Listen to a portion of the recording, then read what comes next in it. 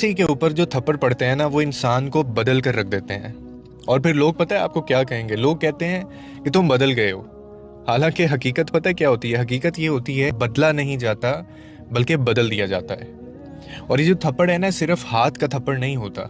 ये थप्पड़ होता है बेकदरी का, नज़रअंदाज किए जाने का और जज्बात रौन दिए जाने का। और जब इंसान को खलूस के बदले धोखा मिलता है तो वो फिर आहिस्ता आहिस्ता खामोश हो जाता है, कम बोलने लगता है या कम यकीन करने लगता है, और फिर इसी तरह कम तौक़ात रखना शुरू कर देता है।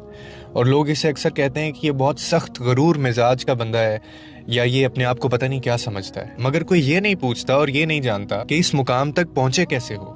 और हकीकत ये है कि खलूस इंसान को नहीं बदलता, बल्कि खलूस का बार बार कुचला जाना इंसान को बदल देता है। और फिर पता है वो क्या करता है? फिर वो खुद को बचाने की खातिर बदलता है अपने आप को, अपनी हदें बनाता है, अपने दिल के दरवाजे बंद करता है। और ये जो तब्दीली है ना, ये बिगाड़ नहीं होती, ये सख्त मिजाज होना नहीं होता, ये तो बका की तब्दीली होती है।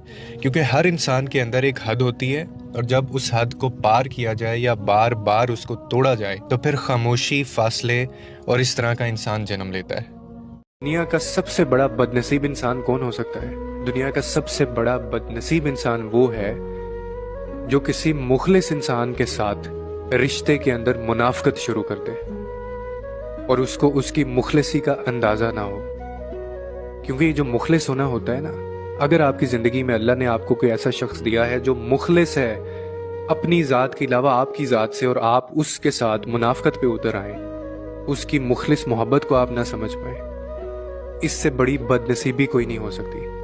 आपने खुदा का एक ऐसा तोहफा ठुकराया है जो शायद आपकी सारी जिंदगी सुकून दे सकता था, जो आपकी सारी जिंदगी आपको खुशी दे सकता था। लेकिन जब आपको किसी की मुखलिसी का अंदाजा नहीं होता ना, तो फिर आप सारी जिंदगी बेसुकून रहते हैं। आप इधर उधर भटकते रहेंगे, लेकिन आपको चैन नहीं मिलेगा।